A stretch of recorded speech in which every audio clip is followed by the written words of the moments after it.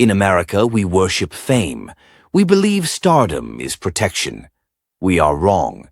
Between 2018 and 2025, something terrifying unfolded. A pattern emerged, a darkness that no spotlight could hold back. 7 years, 6 murders, each one more brutal than the last. This is not just a story about violence. This is about the moment everything changes. The second when the future dies. When ambition bleeds out on concrete. What you're about to hear will disturb you.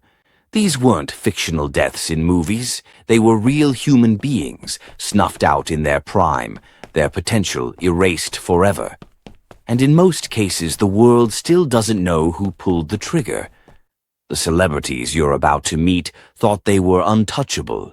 They were talented. They were famous. They were beloved. Then they were gone. Reduced to headlines, converted into true crime documentaries. Welcome to the American nightmare, the place where dreams aren't just forgotten, they're murdered. 6, the 20-year-old. His name was Jose Onfroy. The world knew him as XXXTentacion, 20 years old, a viral sensation whose music spoke to millions of broken teenagers. He was angry, he was talented, he was famous. On June 18, 2018, at 3:56 p.m., he made a simple decision that would end his life. He went to buy a motorcycle. That's all it took. One errand, one afternoon. XXXTentacion had just withdrawn $50,000 in cash from Bank of America. He placed it in a Louis Vuitton bag, a target painted in designer fabric. He didn't know he was being hunted. He didn't know 4 armed men in a dark Dodge Journey had spent the previous day planning robberies.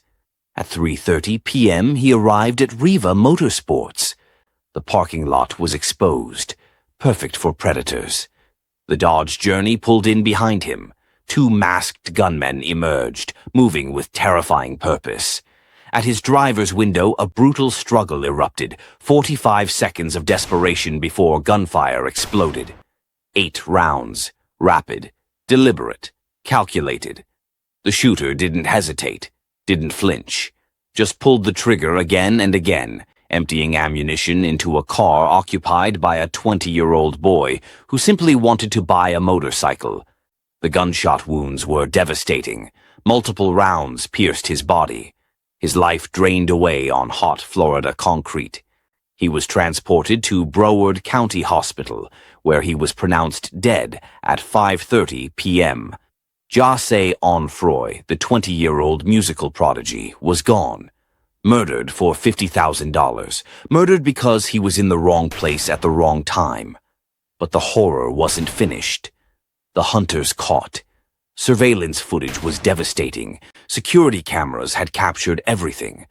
By June 20th, police arrested Dedrick Devonshea Williams, age 22. More arrests followed. Michael Boatwright, Robert Allen, Trayvon Newsome. The forensic evidence was damning. A black neoprene mask contained DNA matching Michael Boatwright with a rarity less than 1 in 929 nonillion. His fingerprints were on XXXTentacion's BMW door. Cell phone records proved they had rented the Dodge Journey the day before specifically for robberies. The most chilling evidence, social media videos recorded hours after the murder, showing the defendants flashing cash, laughing while XXXTentacion's body lay in the morgue. They were so arrogant, so brazen. They thought they were untouchable. They were not. By March 2023, all 3 primary defendants were found guilty of first-degree murder. The sentences were merciless. Life without parole plus 30 consecutive years. Life without parole. Life without parole. Justice was served. But it couldn't bring XXXTentacion back. 5. The community hero, Hermes Joseph Askedom, was different. He wasn't just making music. He was investing in his community, South Central Los Angeles. He opened the Marathon clothing store, a symbol of hope, a place where young people could work, where dreams could be built instead of destroyed. Nipsey Hussle, Grammy-nominated, respected, loved. On March 31st, 2019, at 3:18 p.m., he returned to his store to sign autographs for fans. He had no idea he was walking toward his death. Eric Ronald Holder Jr. was waiting. They had a brief conversation, just 4 minutes, just a few words. But in those 4 minutes, Nipsey made a fatal mistake. He warned Holder about police paperwork. In gang culture, this is a death sentence, the accusation of being a snitch. Holder left the parking lot, but minutes later he returned with a singular, terrifying purpose: to murder Ermias Asghedom in broad daylight, in front of witnesses, in front of the store that symbolized his legacy. The gunfire was relentless, at least 10 rounds, from 2 different handguns, a black semi-automatic in one hand, a silver revolver in the other, both blazing. This wasn't a gang shooting. This was rage given physical form. After the shooting stopped, Holder approached Nipsey's body and kicked him in the head. Not in self-defense, not in panic, but with cold, deliberate malice, a final act of disrespect toward a man who had tried to build something beautiful in a broken neighborhood. Nipsey Hussle died at 3:55 p.m. The man who had dedicated his life to uplifting his community was murdered by it. 2 innocent bystanders were also struck, Carrie Lathan and Shermy Villanueva, collateral damage in Holder's vendetta. Justice for Nipsey. Eric Ronald Holder Jr. was arrested on April 2nd, 2019. The evidence was overwhelming: surveillance footage, witness statements, the deliberate cruelty of his actions. The trial began on June 15, 2022, nearly 3 years after the shooting. In the courtroom, the full horror of what Holder had done was laid bare. The jury heard testimony about the 2 guns, about the 10 bullets, about the kick to the head. On July 6, 2022, the jury returned guilty verdicts on all charges: first-degree murder, attempted voluntary manslaughter. On February 22, 2023, Judge H. Clay Jack sentenced Eric Ronald Holder Jr. to 60 years to life in prison. It wasn't justice. Justice would have meant Nipsey Hussle was still alive, still building, still investing in his community. But it was something, a reminder that murder has consequences. 4. The chaos that changed everything. Davon Daquan Bennett was 26 years old, a rising star in the Chicago drill scene. His music was raw, visceral, stories of pain and survival. By 2020, everything was ascending. On November 6, 2020, at approximately 3:20 a.m., King Von left the Opium nightclub in Atlanta. He went to the Monaco Hookah Lounge with his crew. What he found was a nightmare. Outside the lounge, 2 men from Quando Rondo's crew were waiting. An argument started. Words were exchanged. In the darkness before dawn, tensions exploded into chaos. It happened fast, impossibly fast. Gunfire erupted, not an organized duel, but absolute pandemonium. Multiple shooters, multiple angles, a spray of bullets in every direction. The Georgia Bureau of Investigation would later confirm that King Von was struck during the initial exchange of gunfire, before police even arrived on scene. 2 other men were killed in the crossfire. 3 more were wounded. King Von wasn't even the primary target. He was collateral damage, caught in chaos, cut down in the darkness before dawn. He wasn't found at the scene. He was transported to the hospital by private vehicle, already dying. When he arrived at Grady Memorial Hospital, his fate was already sealed. But here's where the case becomes truly horrifying. Timothy Lul Tim Leaks was identified as the primary shooter. He was arrested and charged with felony murder. The case seemed straightforward. Justice seemed inevitable. Except justice never came. In August 2023, nearly 3 years after King Von's death, the murder charges against Timothy Leaks were suddenly dropped. Georgia's controversial Stand Your Ground law. Leak's legal team argued self-defense. The charges were dismissed.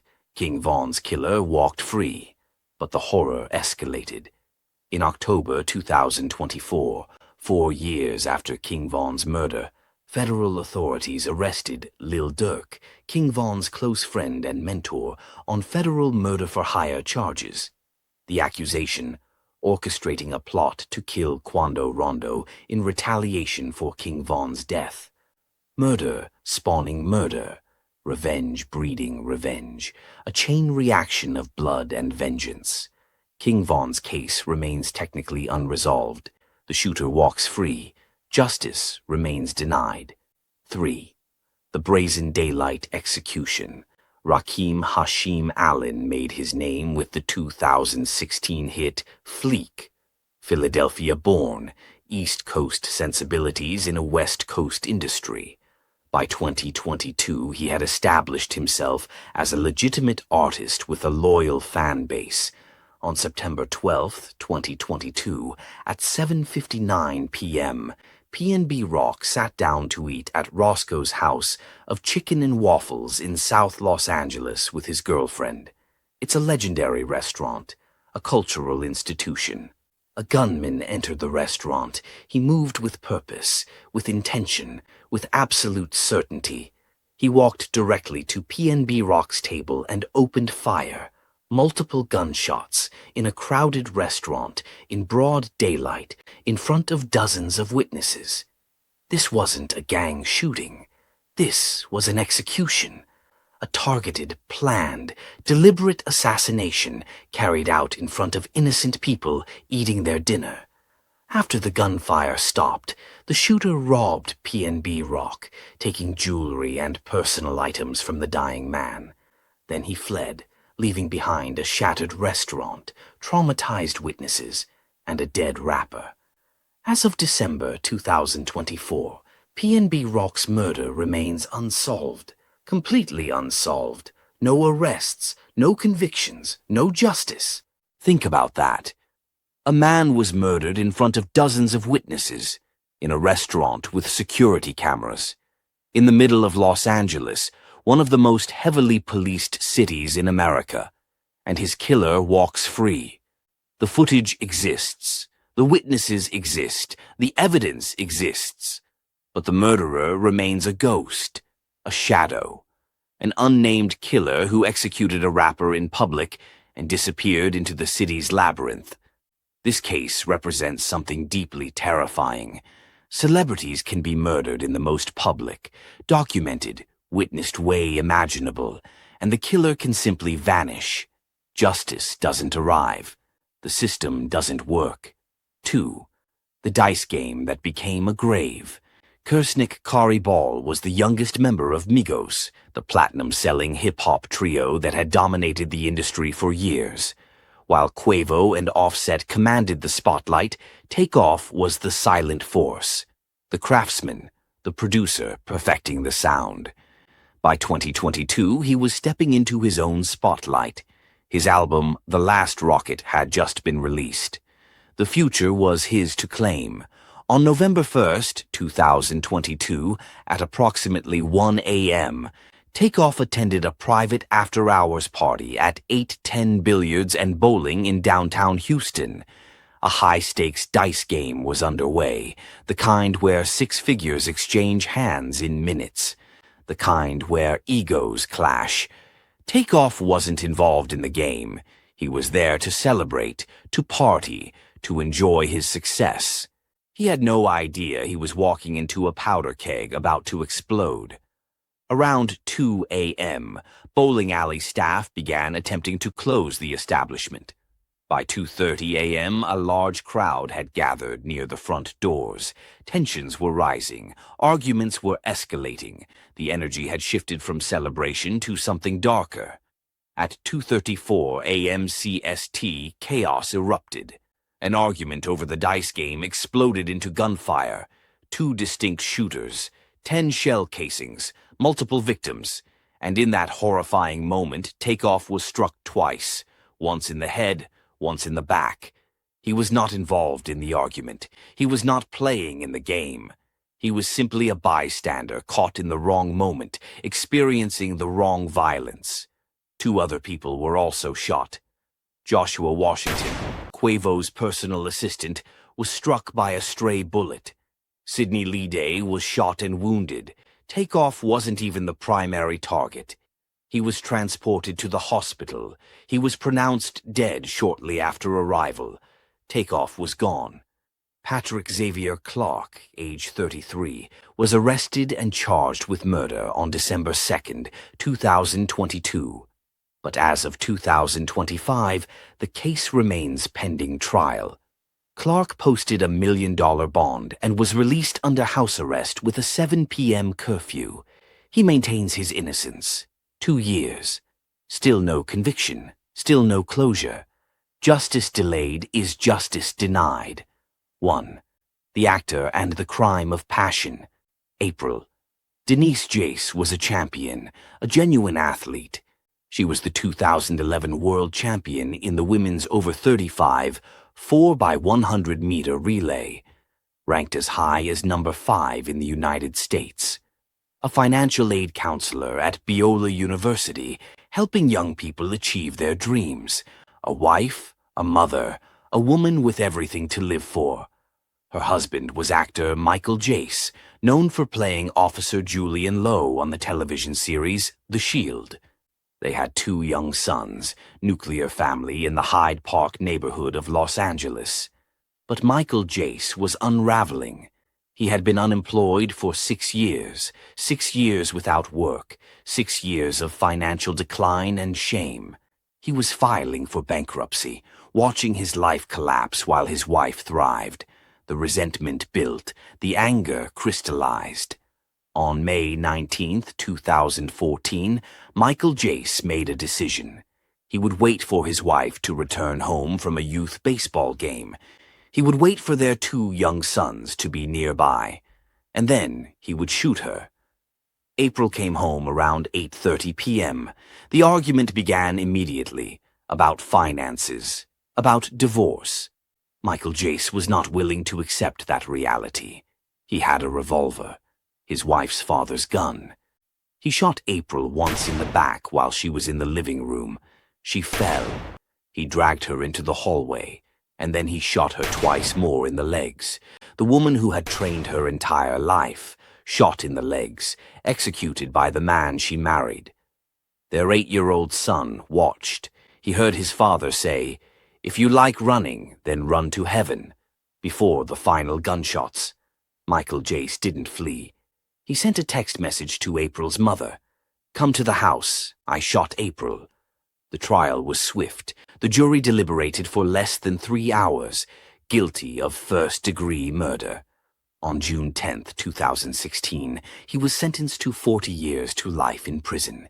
He remains incarcerated at California State Prison, Corcoran. No sentence could undo what happened.